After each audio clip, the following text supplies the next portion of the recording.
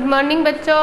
Class 8th आज हमारा second lesson है जिसका नाम है लाख की चूड़ियाँ। तो इसको लिखने वाले राइटर कौन है, लेखक कौन है? कामता नाथ। ठीक है, तो आज हम लेसन करेंगे लाख की चूड़ियाँ। इसमें लेखक समय के यानी अपने बचपन में उसने जो देखा, उसके गांव में जाता था अपने ननिहाल में, वहाँ उसने जो देखा इसका वर्णन किया है। तो लेखक क्या बता रहे हैं कि सारे गांव में बदलू मुझे सबसे अच्छा आदमी लगता था। ठीक है, क्योंकि वह मुझे सुंदर सुंदर लाख की गोलियां बना कर देता था। मुझे अपने मामा के गांव जाने का सबसे बड़ा चाव यही था। चाव यानी इच्छा या चाह है। लेखक कह रहे हैं कि मेरे मामा के गांव जाने का मेरा कारण, मेरी इच्छा ही यही थी कि वहाँ पे कौन था? बदलू नाम का आदमी था जो मुझे बहुत अच्छा लगता था। क्यों? क्योंकि वह मुझे लाख की सुंदर सुंदर गोलियाँ बनाकर देता था। जब मैं वहाँ से लौटता तो मेरे पास ढेर सारी गोलियाँ होती, रंग बिरंगी गोलियाँ जो किसी भी बच्चे का मन मोह लेती। कि मैं अपने ननिहाल से वापस आता तो मेरे पास खूब सारी लाख की गोलियाँ होती जो रंग बिरंगी होती, और वो मैं अपने दोस्तों को बताता तो वो भी इसके प्रति आकर्षित हो जाते। वैसे तो मेरे मामा के गांव का होने के कारण मुझे बदलू मामा कहना चाहिए था, परंतु मैं उसे बदलू मामा न कहकर बदलू काका कहा करता था, जैसा कि गांव के सभी बच्चे उसे कहा करते थे। लेखक कह रहे हैं कि बदलू है जो, वो मेरे मामा के गांव में रहता था। अब हमारे मामा के गांव में जो व्यक्ति होता है उसे हम मामा ही कहते हैं, परंतु लेखक इसे मामा न कहकर चाचा कहता था, यानी काका कहता था। क्यों? क्योंकि सारे गांव के बच्चे उन्हें बदलू काका ही कहते थे। बदलू का मकान कुछ ऊंचे पर बना हुआ था, यानी थोड़ा सा ऊंचाई पर बना हुआ था। मकान के सामने बड़ा सा सहन था जिसमें एक पुराना नीम का वृक्ष था। सहन यानी जो खाली जगह होती है जिसे हम बाड़ा कहते हैं, वो होता है सहन, जिसमें नीम का वृक्ष लगा हुआ था।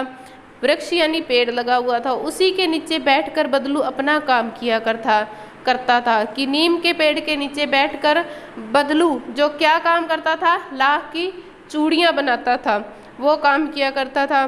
बगल में बट्टी दहकती रहती जिसमें वह लाख पिघलाया करता था।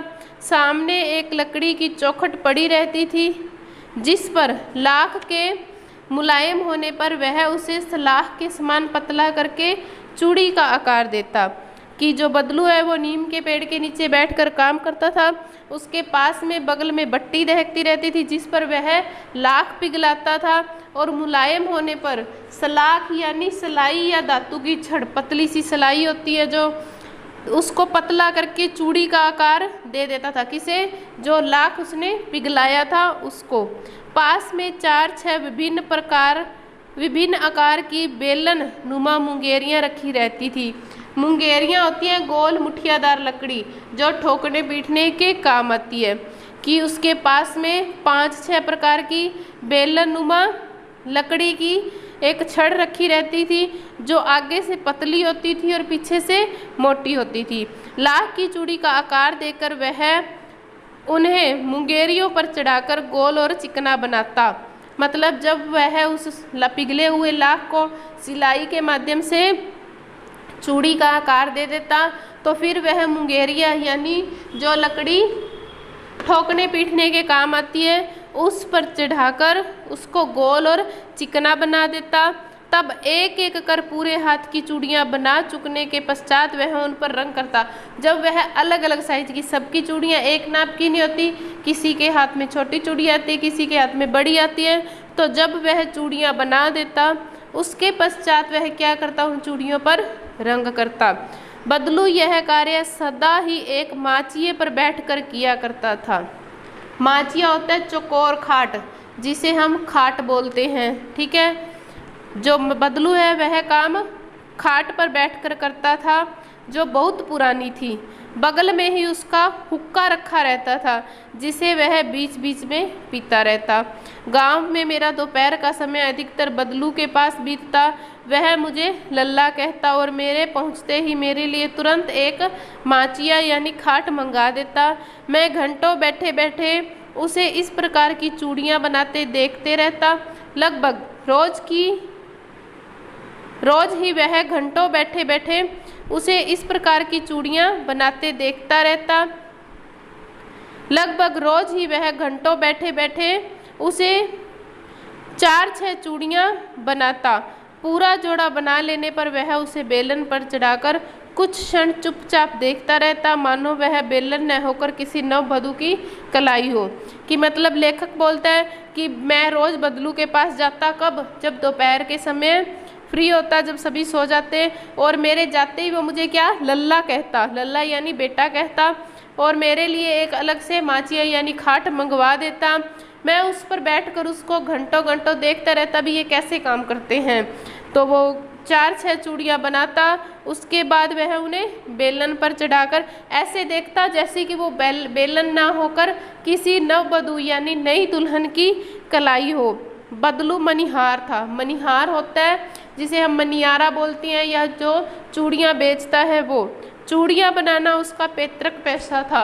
पैतृक यानी पिता से प्राप्त, उसके बाप दादा यही काम करते थे, और वास्तव में वह बहुत ही सुंदर चूड़ियाँ बनाता था। उसकी बनाई हुई चूड़ियों की खपत भी बहुत थी। खपत होती है बिक्री, ठीक है, खपत क्या होता है? बिक्री। कि बदलू बहुत ही सुंदर चूड़ियाँ बनाता था। वह जो चूड़ियाँ बनाता था उसकी बिक्री बहुत थी। उस गांव में तो सभी स्त्रियां उसी की बनाई हुई चूड़ियाँ पहनती थी। किसकी बनाई हुई? बदलू की बनाई हुई।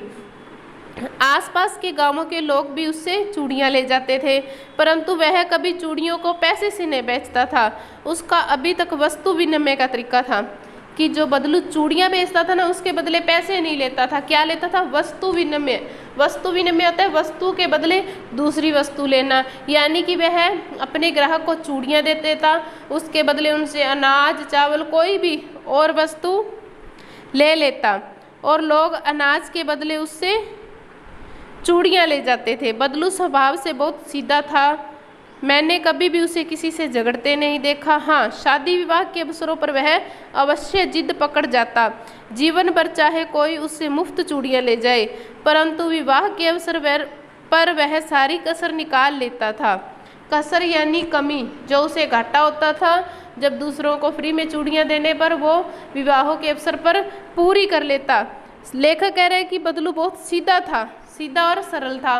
मैंने उसको कभी भी किसी से झगड़ते नहीं देखा, परंतु जब गांव में किसी का विवाह होता तब वह अपनी जो कमी है, अपना घाटा, वो सारा पूरा कर लेता था। ठीक है।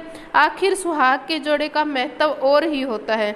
मुझे याद है मेरे मामा के यहाँ किसी लड़की के विवाह पर जरा सी बात पर बिगड़ गया था, फिर उसको मनाने में लोहे लग गए थे, यानी बहुत ज़्यादा पैसे देने पड़े उसको मनाने के लिए, बहुत उसकी मिन्नतें करनी पड़ी। विवाह में इसी जोड़े का मूल्य इतना बढ़ जाता था कि उसके लिए उसकी घरवाली को सारे वस्त्र मिलते, ढेरों अनाज मिलता, उसको अपने लिए पगड़ी मिलती और रुपए मिलते जो अलग। मतलब कि जो चूड़ियाँ बदलू बनाता था आम तौर पर उनको बेचता तो उसके बदले वो कोई वस्तु ले लेता, कम पैसों में दे देता, ठीक है। परंतु जब कोई विवाह का अवसर होता तब उन चूड़ियों का महत्व इतना बढ़ जाता कि उसके बदले उसको क्या कुछ मिलता था कि उसकी घरवाली को बहुत सारे वस्त्र मिलते थे और उसको बहुत सारा अनाज भी मिलता था, अपने लिए पगड़ी मिलती थी और पैसे भी अलग से मिलते थे। यदि संसार में बदलू को किसी बात से चिढ़ थी तो वह थी कांच की चूड़ियों से। यानी बदलू को किसी चीज़ पर अगर गुस्सा आता था, चिढ़ होती थी, तो किससे होती थी? कांच की चूड़ियों से होती थी। क्यों? क्योंकि कांच की चूड़ियाँ अगर कोई औरतें पहनती तो उसकी लाख की चूड़ियों की कीमत कम हो जाती, ज़्यादा बिकती नहीं। यदि किसी भी स्त्री के हाथों में उसे कांच की चूड़ियाँ दिख जाती तो वह अंदर ही अंदर कूद उठता और कभी कभी तो 2-4 बातें भी सुना देता। कि बदलू को अपने गांव की किसी भी औरत के हाथ में कांच की चूड़ियाँ दिख जाती तो वो गुस्सा होता, अंदर ही अंदर कूदता और कभी कभी तो उस औरत को 2-4 बातें सुना भी देता। मुझसे तो वह घंटों बातें किया करता था। मतलब कि लेखक बोलते हैं जब मैं उसके पास जाता था तो हम घंटों बातें किया करते थे। कभी मेरी पढ़ाई के बारे में पूछता, कभी मेरे घर के बारे में और कभी यूँ ही शहर के जीवन के बारे में। क्योंकि लेखक बोलते हैं जब मैं बदलू के पास जाता तो हम बहुत सारी बातें करते।